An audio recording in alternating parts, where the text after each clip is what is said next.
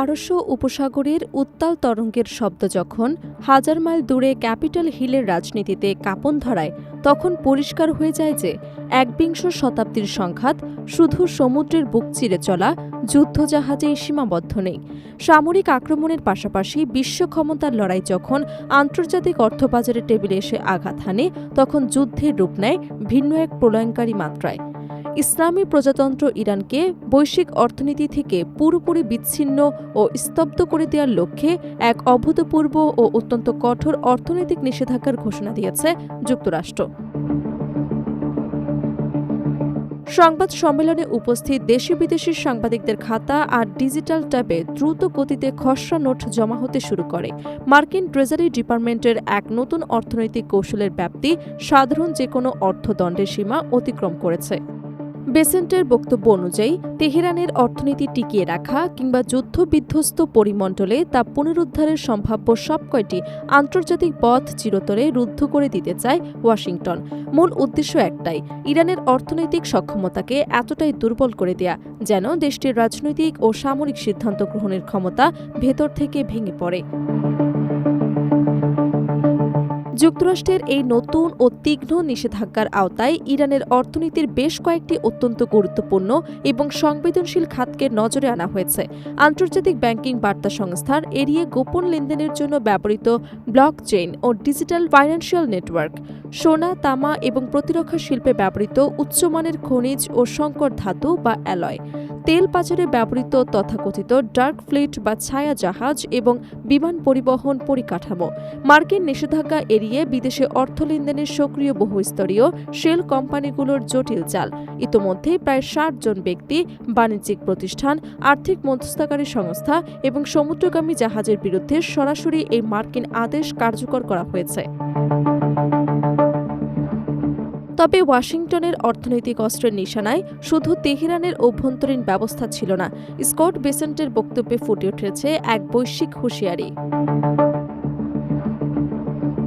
মার্কিন অর্থমন্ত্রী বলেন, যারা মনে করছেন তেহরানের সঙ্গে পর্দার আড়ালে ব্যবসা চালিয়ে নিজেদের নিরাপদ রাখা যাবে, তারা চরম ভুলের মধ্যে আছেন। যে দেশ কিংবা প্রতিষ্ঠানই ইরানের সঙ্গে আর্থিক বা বাণিজ্যিক সম্পর্ক অব্যাহত রাখবে, তারা যুক্তরাষ্ট্রের গৌণ নিষেধাজ্ঞার সরাসরি ঝুঁকিতে পড়বে। আমাদের বাণিজ্যের দরজা তাদের জন্য বন্ধ হয়ে যাবে। এই হুমকির সরাসরি প্রভাব গিয়ে পড়েছে ইরানের তেলের প্রধান ক্রেতা চীনের ওপর। কারণ ইরানের অপরিশোধিত তেল রপ্তানির সিংহভাগই চীনের বিশাল শক্তি চাহিদার সাথে ওতপ্রোতভাবে যুক্ত।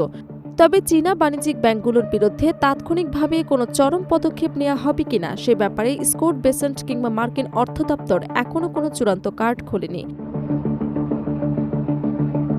প্যাসিফিকের ওপর থেকে আসা ওয়াশিংটনের একতরফা গর্জন বেইজিংয়ের কূটনৈতিক টেবিলে মৃদু তরঙ্গ তৈরি করেনি, বরং এনেছে এক কঠিন ও আত্মপ্রত্যয়ী প্রতিরোধ।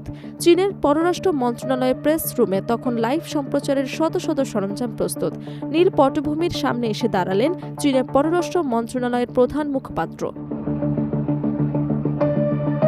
কূটনৈতিক এই উত্তপ্ত বাকযুদ্ধে স্পষ্ট হয়ে উঠেছে আমেরিকার একচ্ছত্ব অর্থনৈতিক মোড়লগিরিকে মেনে নিতে বেইজিং কোনোভাবেই প্রস্তুত নয়।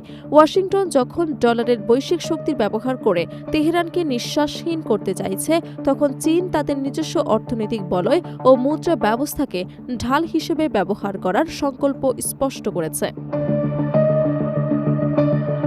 চীনা বাজারের ওপর মার্কিন নজরদারি বাড়ানো হলেও বেইজিংয়ের কৌশলবিদরা খুব ভালো করেই জানেন, বিশ্বের বিভিন্ন দ্বিতীয় বৃহত্তম অর্থনীতিতে বাদ দিয়ে কোনো সার্বিক নিষেধাজ্ঞা দীর্ঘমেয়াদে কার্যকর করা যুক্তরাষ্ট্রের নিজেদের বাজারের জন্যই বড় বিপর্যয় ডেকে আনতে পারে। এদিকে আমেরিকার নতুন অর্থনৈতিক আক্রমণকে শুরুতেই এক বাক্য দিয়ে পুরোপুরি ব্যর্থ ও উদ্দেশ্যহীন বলে উড়িয়ে দিয়েছেন ইসলামী প্রজাতন্ত্র ইরান। তেহরানের সরকারি গণমাধ্যম ও সামরিক কমান্ড থেকে প্রচারিত এক যৌথ বিবৃতিতে মার্কিন পদক্ষেপকে তাদের দেউলিয়াতের লক্ষণ বলে বর্ণনা করা হয়েছে। ইরানের প্রতিক্রিয়া কেবল কথায় কথায় সীমাবদ্ধ থাকেনি, তারা প্রকাশ্যেই হুঁশিয়ারি দিয়েছেন মার্কিন নতুন নিষেধাজ্ঞার জবাবে উপযুক্ত এবং সমমানের কঠোর পাল্টা ব্যবস্থা নেওয়া হবে। আর তেহরানের এই অনমনীয় প্রতিরোধ আন্তর্জাতিক পরাশক্তিগুলোর কপালে গভীর দুশ্চিন্তার ভাঁজ ফেলে দিয়েছে। কারণ এই সংঘাত এমন এক স্পর্শকাতর সময় এসেছে যখন সমগ্র মধ্যপ্রাচ্য যুদ্ধের আগুনে জ্বলছে এবং বৈশ্বিক শিপিং লেনগুলো এমনিতেই নজিরবিহীন সামরিক ঝুঁকিতে রয়েছে। ভূ রাজনীতি এবং আন্তর্জাতিক বাণিজ্যের মানচিত্রে হরমুজ প্রণালী কেবল একটি সংকীর্ণ সামুদ্রিক গিরিপথ নয়, এটি পুরো বিশ্বের শক্তির চাহিদার মূল ধমনী।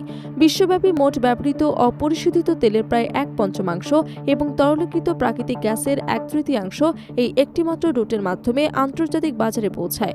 আমেরিকান অর্থনীতির আক্রমণ তীব্রতর হবার সাথে সাথে এই হরমুজ প্রণালীকে কেন্দ্র করে একটি প্রলয়ঙ্কারী অনিশ্চয়তা দানা বেঁধে উঠেছে। সমুদ্র সীমার চারপাশে আকাশ এবং জলপথে সামরিক কড়াকড়ি দৃশ্যমান।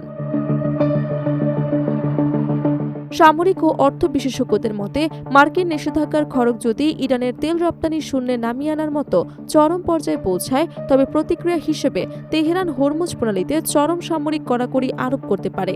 তারা সরাসরি এই রুট বন্ধ না করলেও বাণিজ্যিক জাহাজে তল্লাশি, ড্রোনের মাধ্যমে নজরদারি বাড়ানো কিংবা সামরিক মহড়ার নামে প্রণালীর গতিপথ সংকুচিত করে দিতে পারে। যদি হরমুজ প্রণালীর স্বাভাবিক জাহাজ চলাচল সামান্যতম ব্যাহত হয়, তবে তার পরিণতি আর শুধু ওয়াশিংটন বা তেহরানের মধ্যকার দ্বিপাক্ষিক স্নায়ুযুদ্ধে সীমাবদ্ধ থাকবে না, তা মুহূর্তে দাবানলের মতো ছড়িয়ে পড়বে গোটা বিশ্ব বাণিজ্যে। আমেরিকা এবং ইরানের মধ্যকার এই অর্থনৈতিক ও কৌশলগত দাবার ছকে সমগ্র বিশ্ব আজ এক জিম্মি দর্শকে পরিণত হয়েছে। একদিকে আমেরিকা তাদের আর্থিক মোড়লগিরি ধরে রাখতে শেষ কার্ড ব্যবহার করছে, অন্যদিকে ইরান নিজস্ব অস্তিত্ব রক্ষায় সমগ্র অঞ্চলের ভূ রাজনৈতিক ঝুঁকি বাড়িয়ে তুলেছে। অর্থনৈতিক আগ্রাসন আর সার্বভৌম অস্তিত্ব রক্ষায় এই চরম লড়াইয়ে শেষ পর্যন্ত কে জয়ী হবে তা সময় বলে দেবে। তবে যুদ্ধের দামামা আজ আর কেবল কামানের নলে নয়, আন্তর্জাতিক বাণিজ্যের প্রতিটি ডলার এবং ব্যারেলে বেজে উঠেছে, যা এক অস্থিতিশীল বা অনিশ্চিত বৈশ্বিক ব্যবস্থার দ্বারপ্রান্তে সমগ্র মানবজাতিকে দাঁড় করিয়ে দিয়েছে। আমেরিকা এবং ইরানের মধ্যকার এই অর্থনৈতিক ও কৌশলগত দাবার ছকে সমগ্র বিশ্ব আজ এক জিম্মি দর্শকে পরিণত হয়েছে। একদিকে আমেরিকা তাদের আর্থিক মোড়লগিরি ধরে রাখতে শেষ কার্ড ব্যবহার করছে, অন্যদিকে ইরান নিজস্ব অস্তিত্ব রক্ষায় সমগ্র অঞ্চলের ভূ রাজনৈতিক ঝুঁকি বাড়িয়ে তুলছে। বিশ্বের বৃহৎ শক্তিগুলোর চোখ এখন পারস্য উপসাগরের এই অশান্ত জলসীমার দিকে। মার্কিন নিষেধাজ্ঞা কি সত্যি তেহরানের আর্থিক নালী ছেদন করে তাদের আলোচনার টেবিলে নতি স্বীকারে বাধ্য করতে পারবে, নাকি এই প্রচণ্ড অর্থনৈতিক চাপ ইরানকে আরও অনমনীয় এবং হিংস্র প্রতিরোধ কৌশলের দিকে ঠেলে দেবে? আর যদি সেই চেইন রিয়াকশনে হরমুজ প্রণালী অস্থিতিশীল হয়ে পড়ে, তবে তার চড়া মাশুল কি কেবল তেহরান বা ওয়াশিংটন গুনবে? উত্তর খুব স্পষ্ট, এর ভয়াবহতা ক্ষতের মাশুল গুনতে হবে সমগ্র বিশ্ব অর্থনীতিকে, দেউলিয়া হতে হবে কোটি কোটি সাধারণ মানুষকে।